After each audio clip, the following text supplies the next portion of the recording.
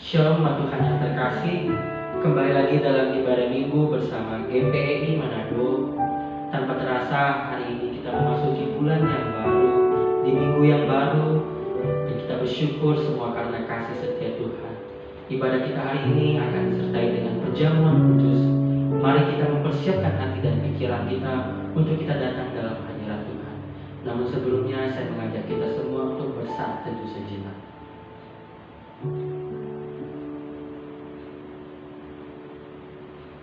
Amin. Mari kita naikkan satu pujian, hatiku percaya.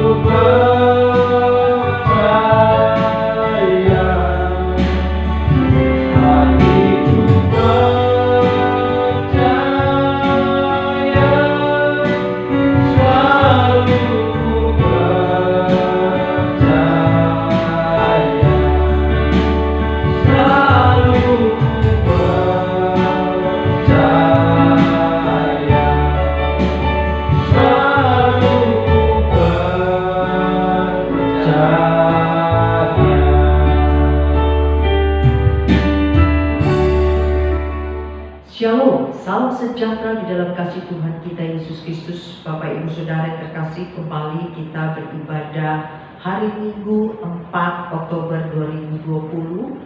Walaupun kita ibadah online, tapi percayalah bahwa Tuhan ada di tengah-tengah kita, karena Dia tidak terbatas ruang dan waktu. Oleh karenanya, mari kita persiapkan hati kita, teduhkanlah jiwa kita, untuk kita menerima berkat, kemurahan, serta kasih Tuhan melalui kebenaran firman Tuhan. Sebelumnya mari kita satukan hati kepada Yesus Kristus untuk kita bersama-sama memohon urapan datang dari Roh Kudus. Mari berdoa.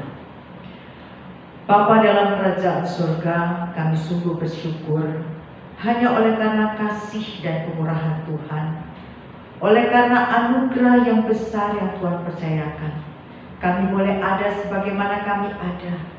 Dan kami saat ini bersatu hati bersama umat Tuhan yang ada di rumah, yang ada dimanapun, yang beribadah bersama-sama untuk dibaharui pemikiran kami, diberikan hati Tuhan di dalam hati kami, sehingga damai sejahtera Tuhan yang datang dari surga itulah yang memelihara hati dan pikiran setiap kami. Oleh karenanya Roh Kudus, mari urapi khususnya abdi-Mu, sehingga sungguh-sungguh apa yang menjadi isi hati-Mu ya Bapa, yang boleh disampaikan melalui lidah bibir mulut abdi-Mu ini untuk benar-benar mendatangkan sukacita, mendatangkan iman kepada Yesus Kristus bagi umat Tuhan. Di dalam nama Yesus kami berdoa dan kami siap menerima kebenaran firman-Mu. Haleluya. Amin. Bapak Ibu Saudara yang terkasih, kita akan melanjutkan firman Tuhan yang terambil dari Kisah Para Rasul 13, dan hari ini ayatnya yang keempat sampai dengan ayat yang ke-12. Tema pada hari ini adalah pekerjaan Roh Kudus versus pekerjaan iblis. Mari saya mengundang setiap Bapak Ibu untuk membaca firman Tuhan bersama-sama. LAI memberikan tema yaitu Saulus dan Barnabas di Pulau Siprus. Oleh karena disuruh Roh Kudus, Barnabas dan Saulus berangkat ke Seleukia dan dari situ mereka berlayar ke Siprus. Setiba di Salamis, mereka memberitakan firman Tuhan di dalam rumah-rumah ibadat orang Yahudi, dan Yohanes menyertai mereka sebagai pembantu mereka. Mereka mengelilingi seluruh pulau itu sampai ke Pamos. Di situ mereka bertemu dengan seorang Yahudi bernama Bar Yesus. Ia seorang tukang sihir dan nabi palsu. Ia adalah kawan gubernur pulau itu, Sergius Paulus, yang adalah orang cerdas. Gubernur itu memanggil Barnabas dan Saulus karena ia ingin mendengar firman Tuhan. Tetapi Elimas, demikianlah namanya dalam bahasa Yunani, tukang sihir itu, menghalang-halangi mereka dan berusaha membelokkan gubernur itu dari imannya.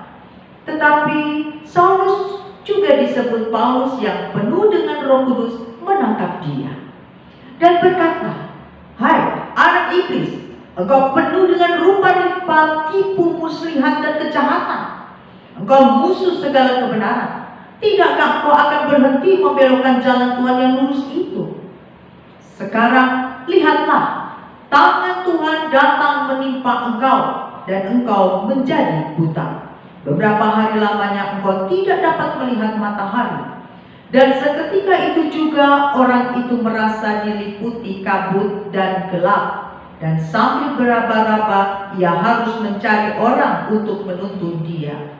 Melihat apa yang telah terjadi itu, percayalah gubernur itu, ia takjub oleh ajaran Tuhan.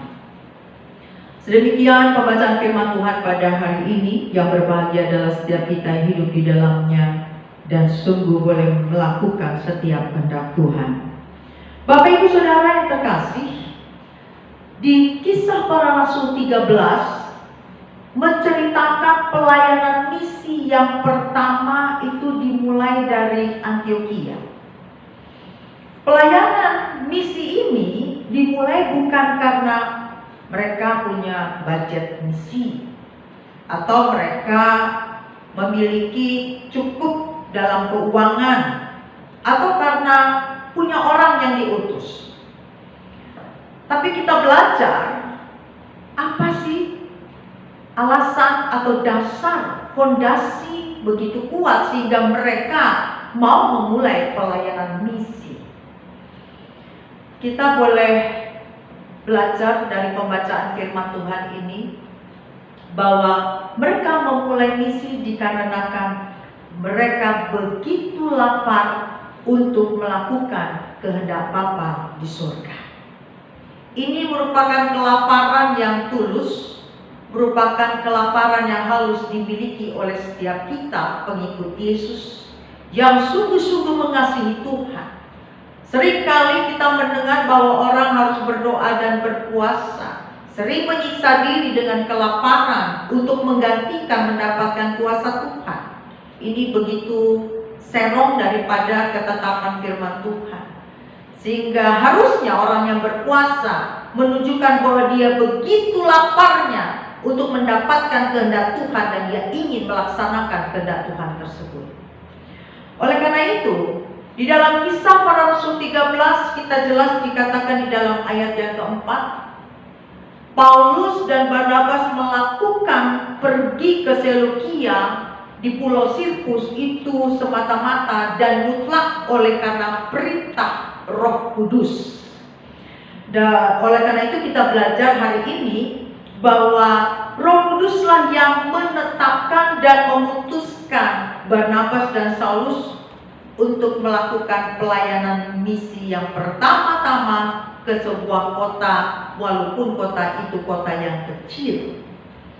Kota ini lebih kurang 20 km dari Antioquia, lalu mereka melanjutkan berlayar ke Pulau Siprus.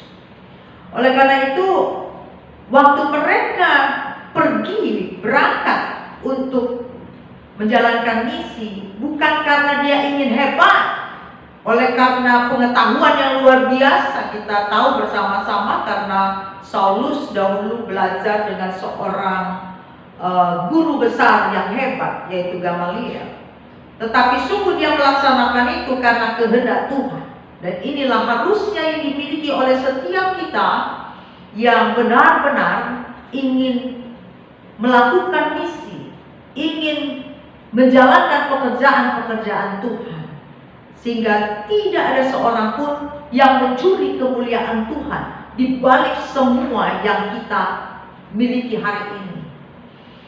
Dan ayat yang kelima kita belajar bahwa berarti ada 3 orang yang berangkat di sana, yaitu Paulus, Barnabas, dan seorang yang bernama Yohanes Markus.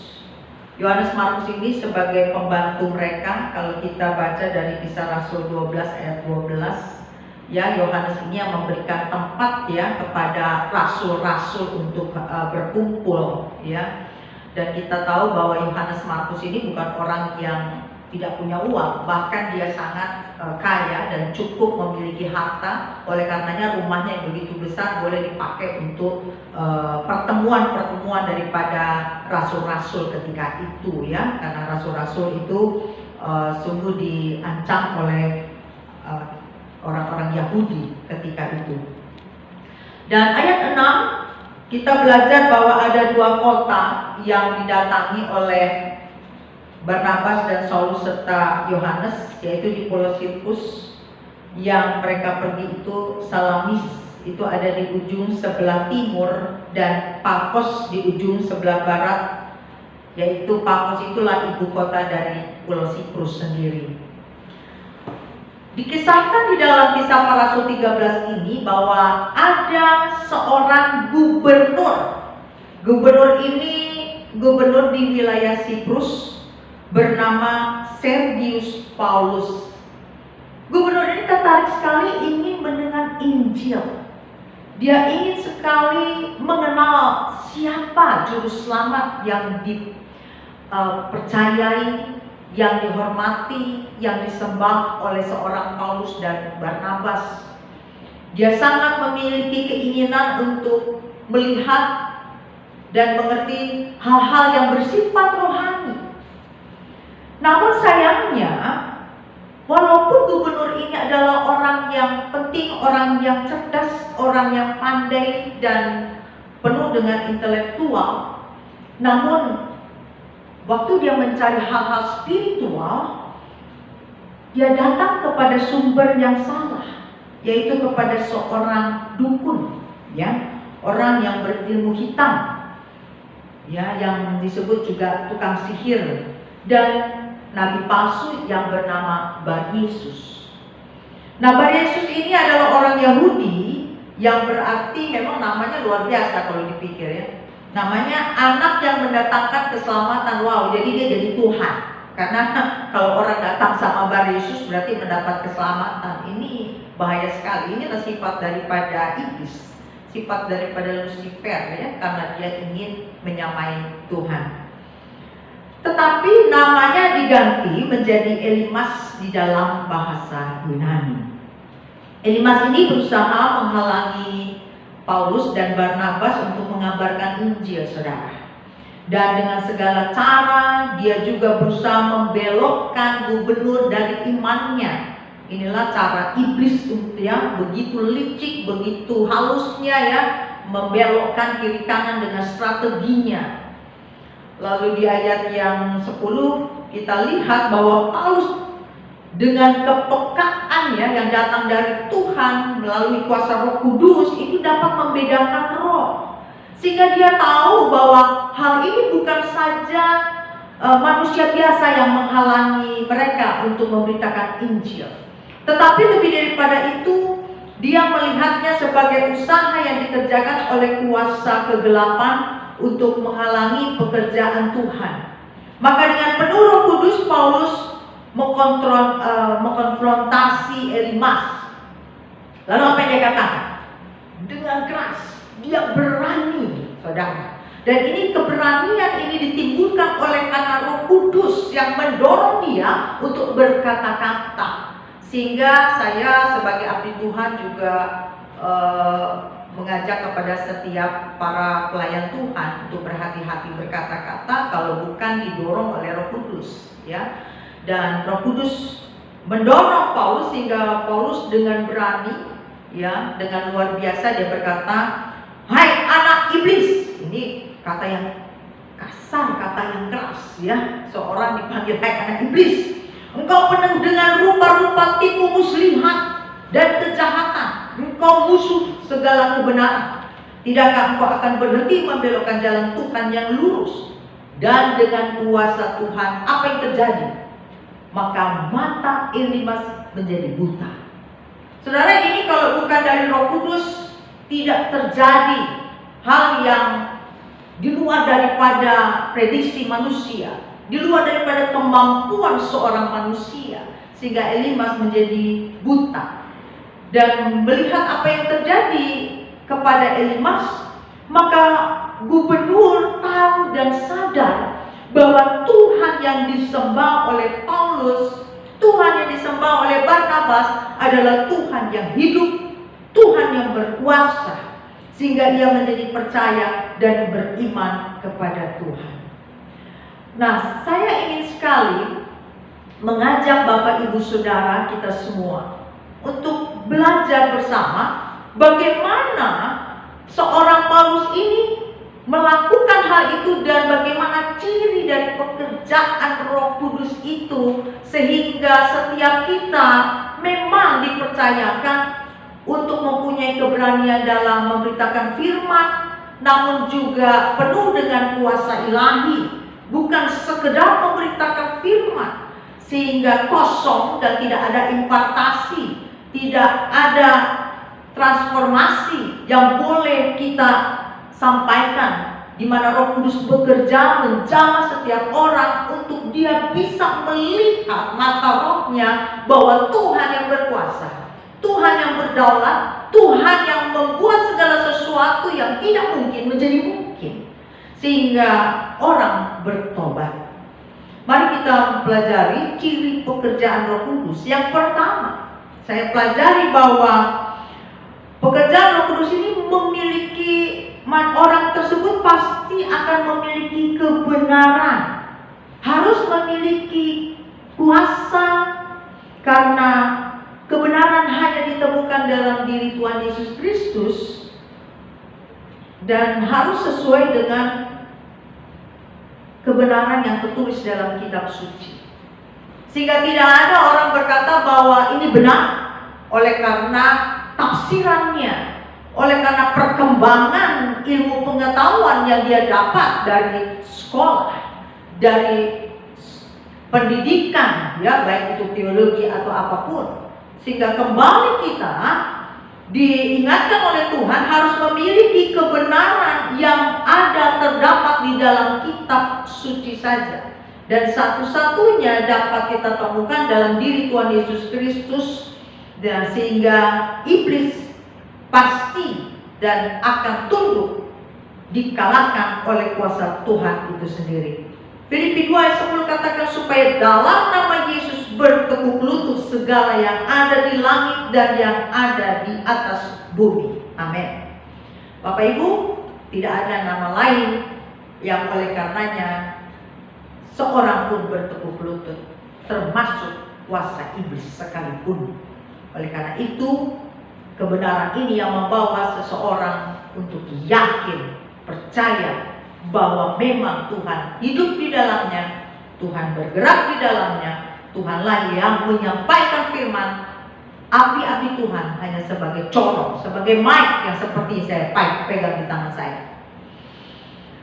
Ciri pekerjaan Roh Kudus yang kedua adalah ketika manusia itu diberi kuasa oleh Tuhan, maka Yesus Kristus itulah yang mengusir dan mengalahkan iblis. Sehingga tidak seorang pun mampu mengusir atau mengalahkan iblis. Tetapi Yesus Kristus yang ada di dalam seseorang, yang hidup intim, yang takut dan hormat kepada Tuhan, yang mau melakukan setiap kehendak Tuhan dengan taat tanpa ada kata tetapi, ya, dialah yang akan diberi kuasa oleh Tuhan untuk mengalahkan dan mengusir setan-setan dan iblis. Markus, mari kita membuka Markus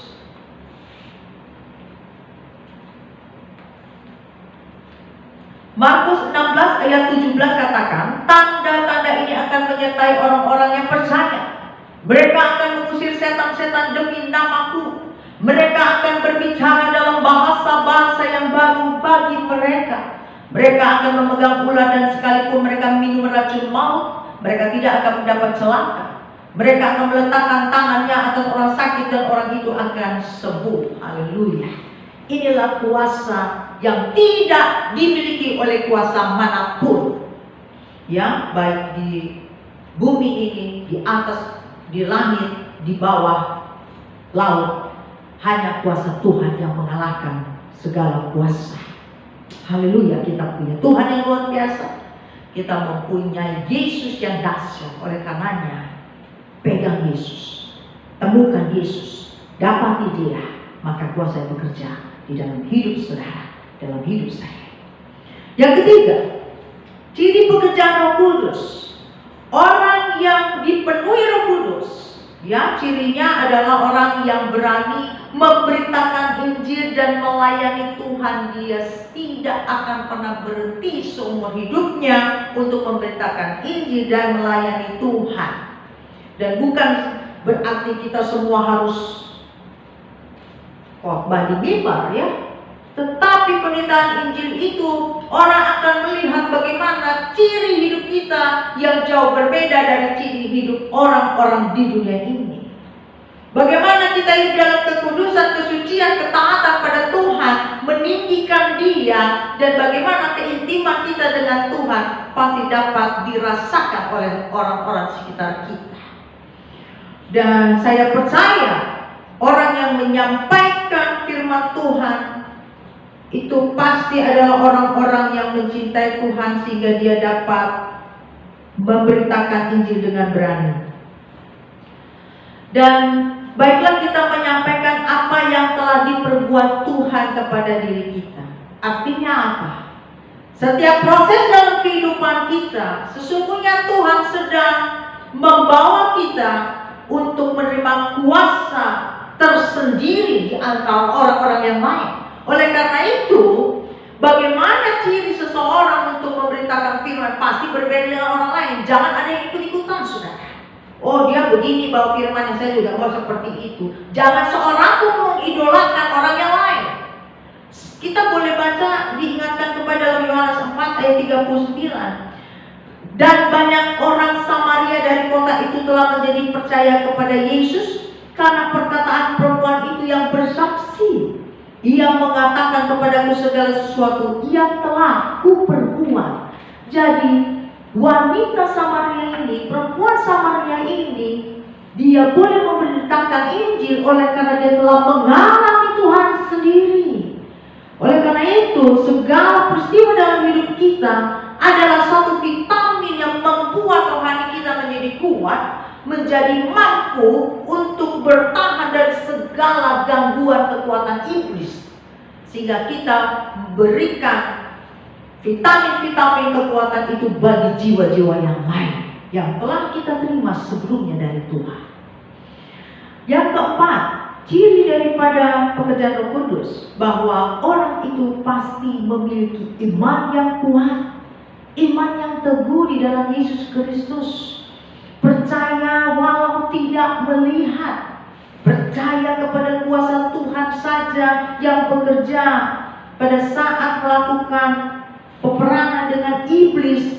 Dia tidak memakai kekuatannya, sehingga waktu ada dorongan Roh Kudus untuk perang dengan iblis, dia melakukan oleh karena kuasa Tuhan.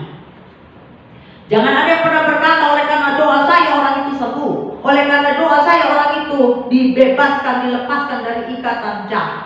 Saudara, tidak ada seorang pun yang mampu, tidak ada seorang pun yang sanggup. Itu semua karena pekerjaan Tuhan semata-mata. Yang kelima, pekerjaan Roh Kudus adalah orang tersebut pasti mempunyai tujuan utama melawan iblis di dalam hidup kesehariannya dan agar memperoleh keselamatan, bukan kesembuhan. Seringkali orang datang minta doa untuk kesembuhan. Tetapi kembali saya ingatkan bahwa tujuan Yesus datang di muka bumi ini untuk setiap orang mendapat keselamatan. Oleh karena kesembuhan itu adalah, bukan saya bilang tidak penting, tetapi yang utama yang dibidik oleh Tuhan adalah keselamatan jiwa Bapak Ibu Saudara, keselamatan saya, keselamatan keluarga besar kita, keselamatan teman-teman kita, keselamatan seluruh yang kita kenal yang Tuhan percayakan dalam hidup kita.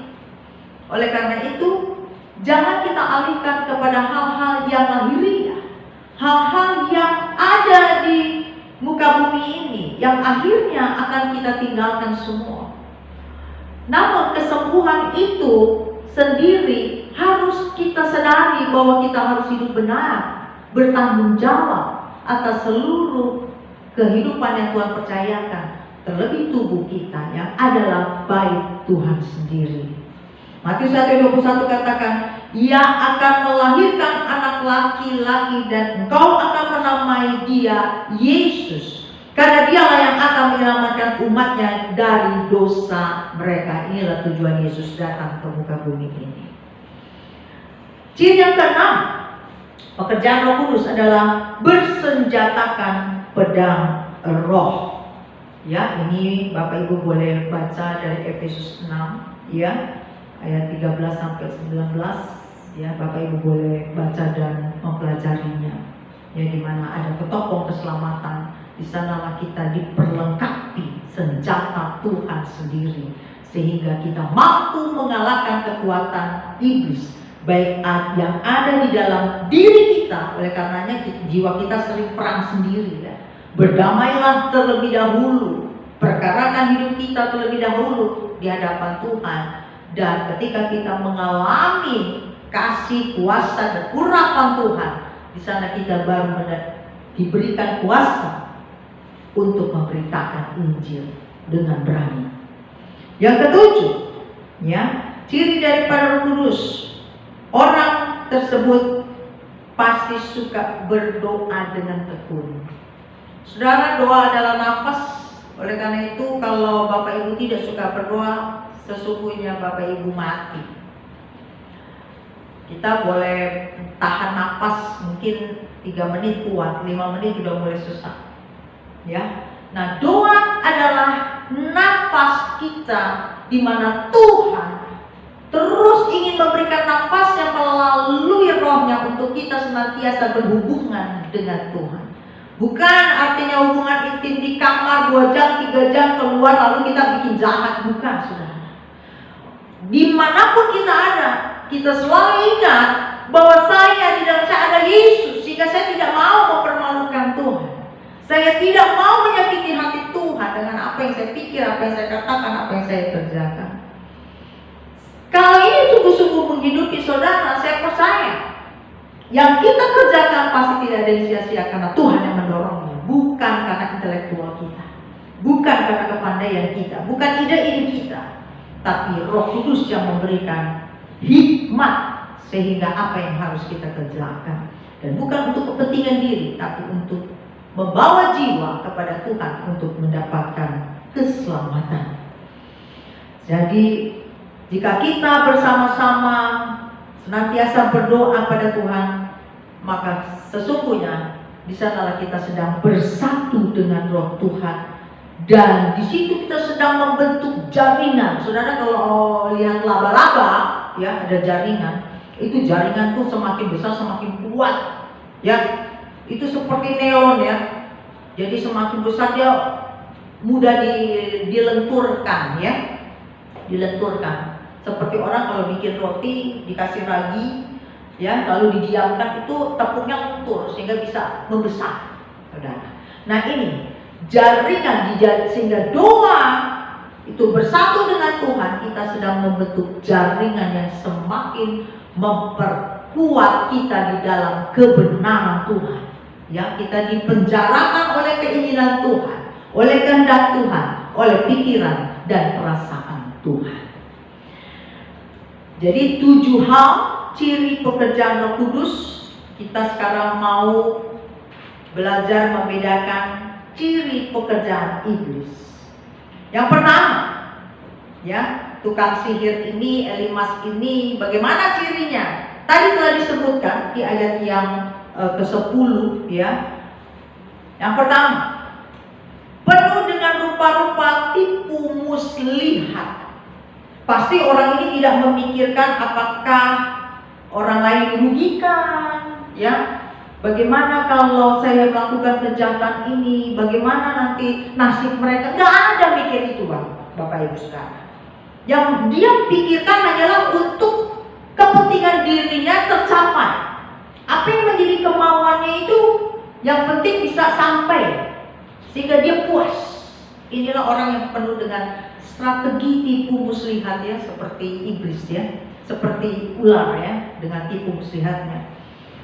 Lalu orang yang tidak waspada bisa kena jebakan dari tipu muslihatnya. Matius 10 ayat 16 katakan, ayat ini mengajarkan agar kita tetap cerdik seperti ular dan tulus seperti merpati. Kenapa saudara tidak cukup dengan tulus? Karena kalau tulus saja seperti orang yang lugu begitu, ya. Nah ini membuat orang itu akan mudah terperdaya oleh tipu muslihat. Oleh karena itu harus cerdik. Dalam cerdik itu adalah cerdas di dalam roh kita yang dikuasai oleh Roh Kudus. Ini kecerdasan yang diinginkan oleh Tuhan. Yang kedua, ciri pekerjaan iblis dikatakan penuh dengan kejahatan. Kejahatan dalam ayat ini, kejahatan yang dimaksud adalah seringkali kita berpikir, oh kalau saya bunuh orang ya jahat, ya, saya mencuri itu jahat, ya. Tapi ayat ini berkata bahwa kejahatan yang dimaksud adalah menganggap enteng perkataan Tuhan. Ini bahaya, ini kejahatan yang sungguh luar biasa, nggak bawa kita mendapatkan keselamatan. Lalu kejahatan yang Tuhan juga maksudkan adalah kemalasan. Seringkali kita harus mengerjakan sesuatu, bertanggung jawab pada sesuatu, kita bilang nanti dulu lah, nanti juga gampang, masih ada waktu. Ini kita menunda, ya. Padahal waktu kita mengerjakan satu hal, Tuhan berbicara lagi mengerjakan hal yang lain. Sehingga waktu kita setia pada perkara yang kecil, Tuhan akan percaya ke perkara yang besar. Ya, oleh karena itu hati-hati yang dianggap kejahatan di mata Tuhan. Ya, demikian juga kejahatan yang di mata Tuhan itu adalah kecerobohan sehingga menjadi kejahatan atau keburukan. Sering orang kali, aduh iya saya lalai, aduh saya lupa. Banyak sekali alasan-alasan yang dianggap bisa membenarkan diri. Ini merupakan kejahatan besar. Tetapi kita artinya bahwa yang Tuhan maksudkan kejahatan yang sesungguhnya adalah karakter seseorang. Ini karakter yang tidak diubah menjadi serupa dengan Yesus, tidak mungkin orang ini menerima keselamatan kekal. Oleh karena itu lebih bahaya kejahatan ini dibandingkan yang bisa kita lihat dan kita anggap memang sudah jahat.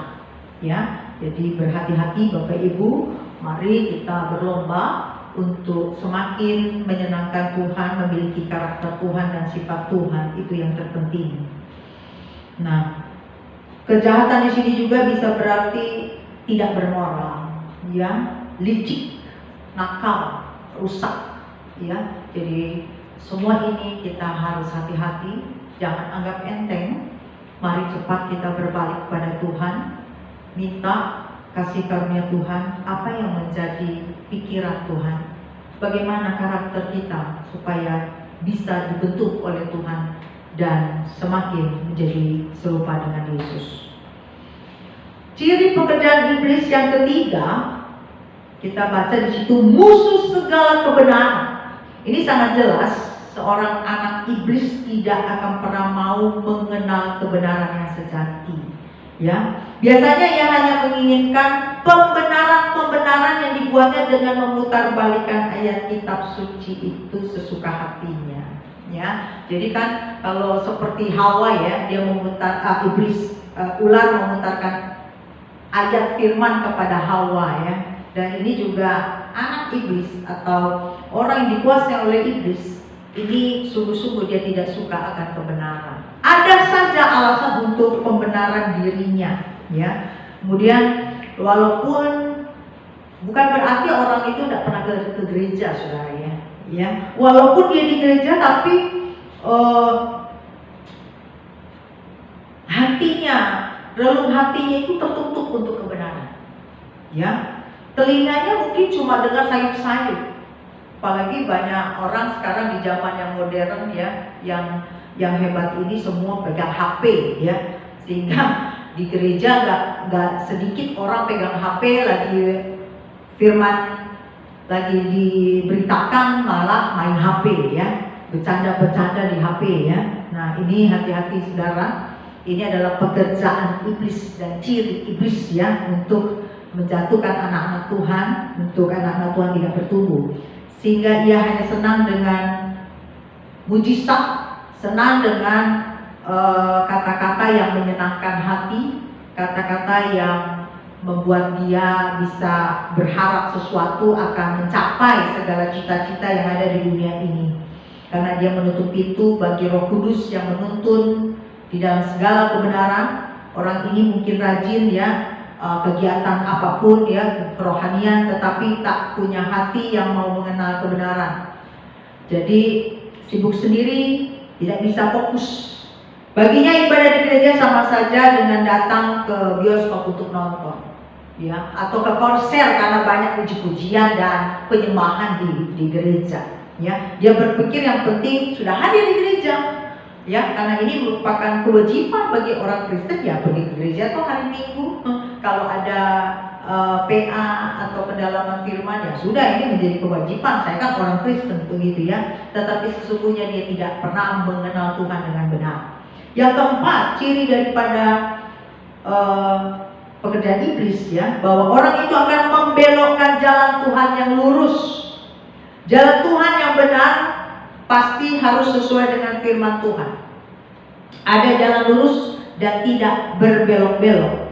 Sangat jelas firman berkata hanya ada satu jalan kepada Bapa, yaitu melalui Tuhan Yesus Kristus. Ini Yohanes 14 ayat 6 ya. Akulah jalan kebenaran dan hidup, tidak ada seorang pun yang datang kepada Bapa tanpa melalui aku. Jadi sangatlah sesat bila kebenaran yang lurus ini dibelokkan, dimodifikasi sedemikian rupa untuk kepentingan seseorang. Ya, kebenaran itu adalah mutlak, bukan relatif. Jadi tidak bisa ada pilihan, saudara. Kalau kita ikut Tuhan ya harus mutlak ikut kebenaran firman Tuhan. Ya, hal ini juga dapat dilakukan oleh pelayan Tuhan. Ya, entah itu di mimbar ngomong tidak sengaja, dia pola pikirnya yang sudah melenceng kepada firman, pengembangan ilmu pengetahuannya, ya. Tetapi kembali lagi, saya sebagai abdi Tuhan, kita harus jaga hati kita, minta kasih Tuhan dan kuasa Tuhan, sehingga kita tidak melenceng, ya. Oleh karena itu, semua kita harus kembali kepada Injil yang satu-satunya kebenaran, dan Yesus Kristuslah satu-satunya jalan yang lurus, ya. Oleh karena itu, pada akhirnya, ya, di kesempatan ini, di mana kita sebentar akan menerima perjamuan kudus, ya, roti dan anggur, tubuh dan darah Yesus, saya mau katakan, marilah kita senantiasa berjaga-jaga dan berdoa, serta dengan tekun belajar kebenaran dalam persekutuan yang intim dengan Tuhan.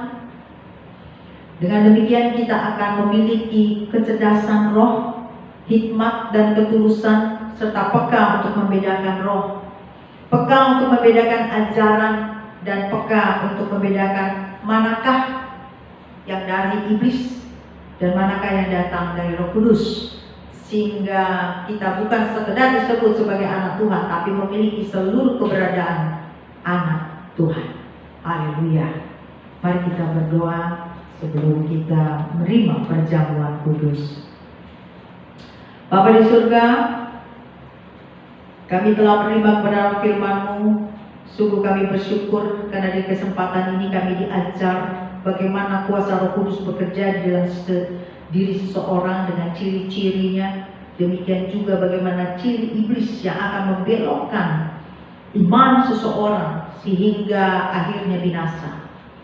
Kami bersyukur Tuhan, Engkau membukakan kebenaran-Mu sehingga kami boleh terus diarahkan, dituntun, dipimpin oleh kuasa Roh Kudus untuk benar-benar menerima keselamatan yang Tuhan sendiri janjikan dan berikan bagi setiap kami yang percaya kepada-Mu. Dan sebentar kami akan menikmati pesta bersama Tuhan melalui perjamuan kudus.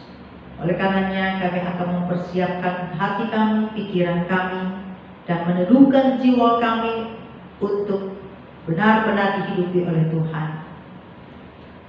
Terima kasih Bapa. Sebelum kami menerima perjamuan kudus ini, biarlah kami masih mempersiapkannya roti dan anggur bagi Bapak Ibu di rumah. Pada kesempatan ini saya berikan waktu untuk mempersiapkan roti dan anggur. Jikalau Bapak Ibu tidak ada roti, boleh juga diganti dengan crackers ya, atau biskuit kecil. Kemudian bila tidak ada anggur, Bapak Ibu boleh mengganti dengan teh atau sirup. Sebelum kita bersama-sama meminum dan memakan tubuh dan darah Yesus sebagai kegirangan kita, kesukaan kita, tanda kasih Tuhan kepada kita, marilah kita mendengar satu buah pujian ini. Haleluya. Saat ini kita akan menerima perjamuan kudus, namun sebelumnya kita naikkan satu pujian oleh kuasa darah. Oleh kuasa darah-Mu, Kau telah tebus dosaku, kekudusan-Mu melingkupiku, kasih-Mu mengalir memulihkan hidupku. Sungguh besar anugerah-Mu, Kau selamatkan hidupku. Ku menjadi ciptaan yang baru oleh kuasa darah-Mu. Ku menjadi ciptaan yang baru. Ku menjadi ciptaan yang baru oleh kuasa darah-Mu. Ku menjadi ciptaan yang baru. Ku menjadi ciptaan yang baru oleh kuasa darah-Mu.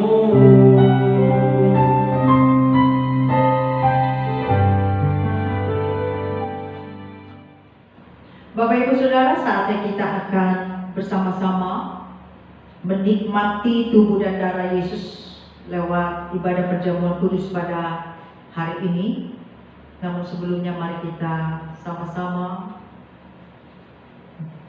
datang kepada Tuhan dan kita minta belas kasih Tuhan untuk kita dilayangkan. Mari kita berdoa. Bapa dalam kerajaan surga, sebelum kami menerima pesta bersama Tuhan, tanda kasih kemenangan yang Tuhan berikan bagi kami yang percaya pada Yesus, untuk menerima keselamatan melalui tubuh dan darah sebagai peringatan akan kematian Yesus di atas kayu salib. Kami mau Tuhan mengkoreksi diri kami. Engkau yang mengenal kami, Engkau yang melihat hati kami. kedalaman hati kami. Tidak ada yang tersembunyi di hadapan. Engkau yang tahu persis apa yang kami pikirkan, Tuhan. Dan Engkau tahu persis apa yang kami sedang gumuli. Oleh karena itu Bapa, di dalam nama Yesus, abdi-Mu memohon kepadamu, jikalau ada yang tidak layak di hadapan Tuhan, kami mohon ampun kepadamu ya Yesus. Kiranya Tuhan berikan belas kasihan Tuhan, berikanlah dan curahkan dahana-Mu atas kami Tuhan, sehingga apapun dosa yang telah menghalangi hubungan kami dengan Engkau, kiranya dihapus oleh darah Yesus Kristus. Jikalau ada yang masih dendam di hati kami, ada yang masih membenci, ada yang masih kecewa, ada yang masih kesal, ada yang begitu marah, Tuhan, kiranya Tuhan, kami saat ini mau Tuhan membersihkan hati kami, membersihkan pikiran kami di hadapan Tuhan, untuk kami mau dikuasai oleh pikiran dan hati Tuhan, dikuasai oleh damai sejahteranya Tuhan yang datang dari surga, karena damai sejahtera itu sendiri adalah milik kepunyaan-Mu. Mari Tuhan, di dalam nama Yesus, mari Bapak Ibu Saudara, ampunilah segala kesalahan orang lain yang telah menyakiti hati-Mu. Lepaskan pengampunan bagi mereka, dan katakan bahwa Engkau hari ini mau dimerdekakan. Engkau hari ini mau dilepaskan dari segala belenggu kekuatan iblis yang menghalangi hubunganmu dengan Tuhan, yang menghalangi engkau untuk mendapatkan damai sejahteranya Tuhan, yang menghalangi engkau untuk mendapatkan berkat yang besar yang Tuhan siapkan bagimu. Di dalam nama Yesus, serahkanlah segala kekhawatiranmu, ketakutanmu, segala masalahmu kepada Tuhan, dan percayalah bahwa Dialah yang berkuasa atas dirimu. Dialah yang akan memberkati, Dialah yang akan memberikan sukacita di dalam kehidupanmu. Bapa di surga, kami percaya, kami bersyukur oleh karena darah Yesus telah tercurah bagi kami, menghapus dosa kami, dan kami sambut sukacita ini di dalam nama Yesus Kristus. Amin. Bapak Ibu Saudara, mari kita angkat roti di tangan kanan kita. Saya mengundang Bapak Ibu untuk bangkit berdiri. Kita sama-sama mengangkat daripada roti ini sebagai tubuh Tuhan. Karena tubuh Tuhan inilah yang diserahkan bagi kita karena dosa-dosa kita. Saya akan membacakan 1 Korintus 11 ayat 23 sampai 24. Demikian firman Tuhan. Sebab apa yang telah kuteruskan kepadamu telah aku terima dari Tuhan, yaitu bahwa Tuhan Yesus pada malam waktu Ia diserahkan mengambil roti, dan sesudah itu Ia mengucap syukur atasnya. Ia memecah-mecahkannya dan berkata, inilah tubuhku yang diserahkan bagi kamu.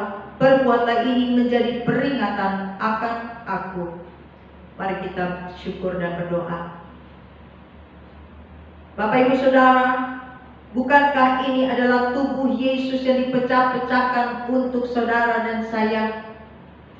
Sehingga engkau percaya melalui tubuhnya segala keinginanmu dikuasai oleh keinginan Tuhan. Karena kuasa Roh Kudus, engkau merelakan dirimu untuk dituntun, dipimpin, diarahkan, sehingga engkau sungguh-sungguh hidup di dalam kekudusannya. Jikalau engkau katakan ya, maka sebagai abdi Tuhan, saya mengundang setiap Bapak Ibu, makanlah di dalam nama Tuhan Yesus Kristus.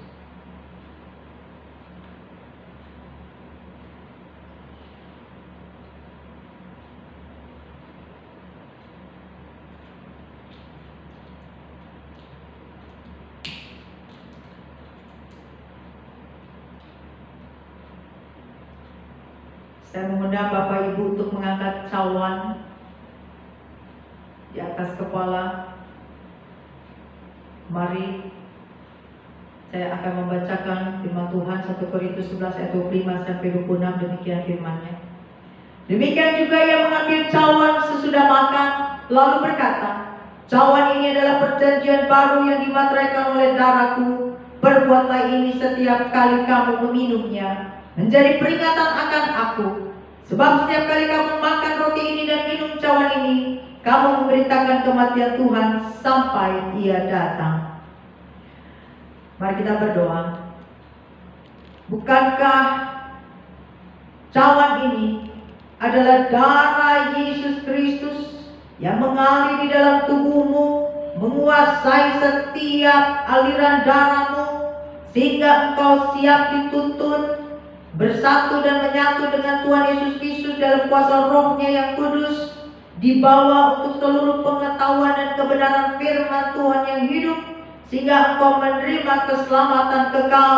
Oleh darahnya engkau percaya bahwa kuasa dosa tidak lagi berkuasa atasmu, kuasa maut tidak lagi berkuasa atasmu, karena kuasa darah Yesus itu yang memberikan engkau kuasa untuk mengalahkan kekuatan setan iblis, untuk menghancurkan segala strategi kejahatan-kejahatannya, dan engkau siap untuk dipakai oleh Tuhan di dalam nama Yesus Kristus. Jikalau engkau percaya bahwa darah Yesus Kristus itulah yang memberikan engkau kehidupan yang baru, menjadi anak-anak terang di muka bumi ini, untuk menjadi pemberita-pemberita kebenaran firman Tuhan melalui kehidupanmu, maka saya sebagai abdi Tuhan mengundang setiap kita, minumlah di dalam nama Tuhan Yesus Kristus.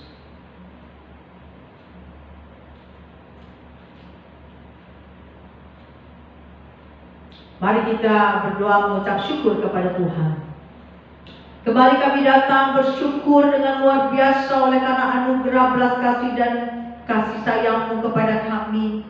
Kami sungguh tak henti-hentinya memuji, meninggikan Engkau, mengagungkan Engkau, karena Engkaulah perisai kami, gunung batu kami, tempat perteduhan kami. Engkaulah satu-satunya tujuan hidup kami, dan kepadamu-lah kami menyembah, kepadamu-lah kami memuji dan memuliakan nama-Mu. Dan biarlah Tuhan, hidup kami terus dibaharui di dalam kuasa Roh-Mu, sehingga kami senantiasa dituntun oleh Roh Kudus untuk mengenal Engkau di dalam seluruh kebenaran yang ada di dalam kitab suci. Dan kami boleh bertumbuh iman kami semakin kuat di dalam Yesus, untuk kami siap dipakai oleh Tuhan.